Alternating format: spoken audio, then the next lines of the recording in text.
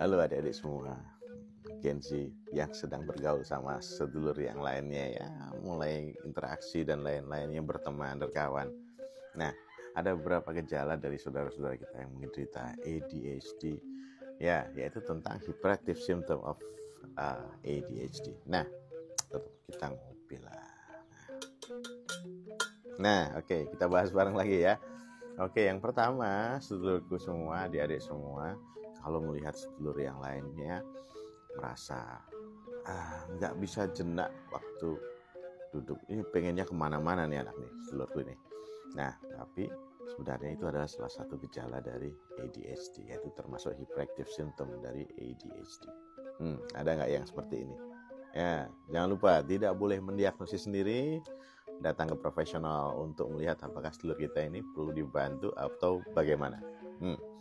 Nah, yang pertama, gejala dari ADHD sedulur-sedulur kita itu biasanya dia susah duduk diem. Nah, susah duduk diem. Nah, seringkali udah pengennya kemana aja, atau mungkin dengerin sesuatu dia juga nggak bisa ya, untuk sejenak tenang sebentar aja nggak bisa dia. Nah, kemudian yang kedua nih, seringkali dia gelisah. Jadi nggak tahu nih apa yang mau dilakukan ya, atau kemudian yang pengen kemana itu ya seperti itu. Jadi seringkali gelisah. Nah, terus kemudian kita seringkali yang nomor 3 nih, melihat sedulur kita ini ada gerakan-gerakan yang aneh ya, tahu-tahu ngapain gitu ya. Jadi inappropriately moving, dan gerakan dia itu sebenarnya nggak penting banget ya. Jadi kita lihat seperti ini nggak bisa diem nih anak nih, seperti itu, dan tidak terkontrol, dan dia sendiri tidak bisa mengontrol hal itu.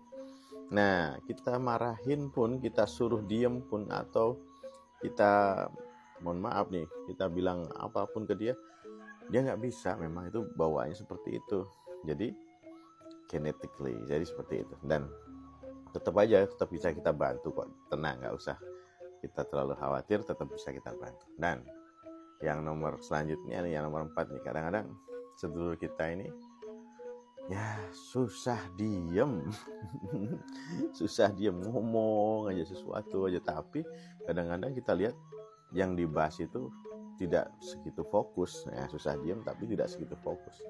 Jadi apalagi kalau diingetin untuk diem, susah, karena dorongannya ada terus seperti itu ya, sedulurku ya, adik-adik semua. Nah, ketika menemui teman sedulur yang seperti ini, jangan ikutan marah atau jangan kalian merasa teriritasi. Cukup dimaklumin saja bahwa dia memang punya gangguan seperti ini atau punya mental illness seperti ini. Nah, dengan kondisinya ADHD itu bisa saja hal ini sebenarnya dia sendiri tersiksa ya, sedulurku semua ya, adik-adik semua ya. Dia tersiksa dan pengen sebenarnya bisa diem, duduk, nyantai sejenak ya, tidak melakukan sesuatu, lebih tenang mendengarkan pelajaran ya. Ada lagi mentoring, dia bisa dengerin, dia pengen seperti itu, tapi dorongan dari dalam diri dia itu benar-benar nggak bisa dia menghentikan. Nah, kasihan banget kan. Nah, yang seperti ini kita bantu saja, jangan sampai kita judge macam-macam lah kondisinya dia itu. Nah, gitu ya sedulurku ya, adik-adikku semua ya. Nah, seringkali gejala selanjutnya nih, yang nomor 5 nih, seringkali sedulur kita ini restless, gak bisa diem, pengennya kemana gitu, gak bisa diem, beneran gak bisa diem ya. Bahkan dia menahan diri untuk diem sejenak dengan mentoring dari dosen atau dari guru misalnya, seperti itu nggak bisa, benar-benar. Nah, seperti itu. Dan kadang-kadang karena dia dorongannya itu pengen ngomong ya, pengen gimana itu ya, pasti berisik banget nih anak nih, sedulur kita ini, adik-adik kita ini pasti berisik banget nih. Dan tentu saja kalau misalnya dalam kondisi yang seperti itu, nah, apa yang bisa kita lakukan?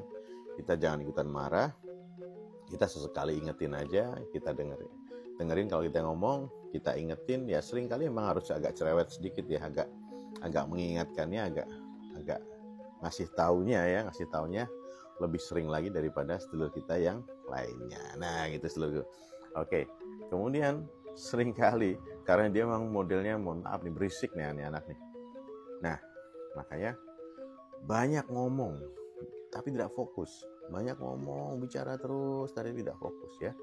Terus kemudian kadang-kadang ketika dia lagi ngomong sama orang, kita lagi ngomong sama orang, kita belum selesaikan topik pertanyaan kita, tahu-tahu seringkali, nah ini simptom nomor 7 nih, interupsi, motong pembicaraan.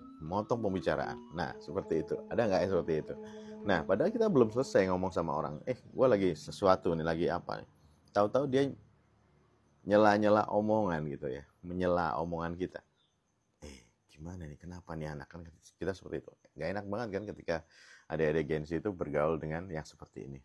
Tapi jangan marah dulu ya, jangan buru-buru kita ngejudge, nih anak gak asik atau gimana. Enggak, mungkin dia ada mental illness, ada ADHD, atau ada gejala simptom yang lain yang mungkin bisa kita bantu dia. Jadi gitu ya, jangan sampai kita membuat hal ini menjadi lebih pelik lagi, dan seakan-akan sedulur kita yang menderita ADHD ini tersudutkan karena memang nggak asik.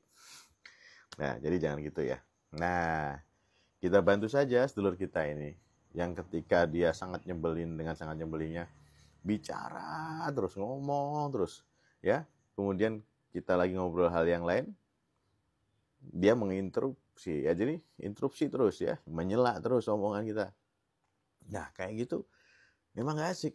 Tapi ingat bahwa dia memang menderita salah satu simptom, yaitu gejala ADHD. Jangan lupa nggak boleh mendiagnosis sendiri ya, gitu ya. Nah, ada gejala yang lain nih terkait dengan hyperactivity dari sedulur kita yang menderita ADHD ini, yaitu difficulties of waiting. Jadi susah untuk menunggu sedulur kita ini. Nah, kasihan banget kan. Jadi kalau di suatu antrian ya, dia pasti sangat gelisah. Duduk diam nggak bisa ya. Jadi seperti itu, pengennya pergi, pengennya lari kemana-mana ya, seperti itu ya. Jadi ya pasti itu akan sangat menyulitkan ya, terutama orang yang lagi sama dia atau lagi sama dia. Aduh, susah untuk nunggu. Nah gitu seluruh ya. Nah ada simptom gejala lagi nih yang perlu kita lihat lagi. Lah ketika dia sering banyak bicara, terus kemudian yang tidak fokus ya, banyak bicara tapi tidak fokus ke satu hal, dan seringkali menyela omongan orang, terus kemudian tidak mau menunggu, seperti itu, tidak bisa menunggu. Apalagi dia ketika ditanya sesuatu, ketika pertanyaannya itu belum selesai ya, jadi blurting out the answer before the question is finished. Jadi jadi seringkali dia menjawab sesuatu hal yang sebenarnya bukan itu pertanyaan yang kita maksud. Seringkali motong di situ. Jadi sebelum pertanyaan selesai dia udah punya jawaban. Padahal yang dimaksud hal yang lain.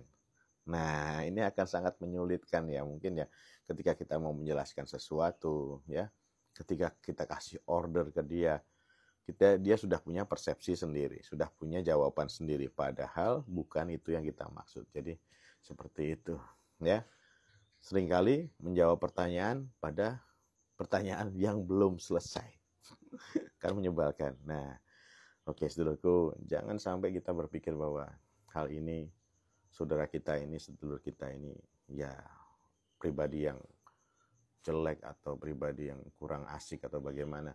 Tapi yang penting kita tahu bahwa gejala ini adalah salah satu gejala ADHD yang diderita oleh sedulur kita semua. Ya.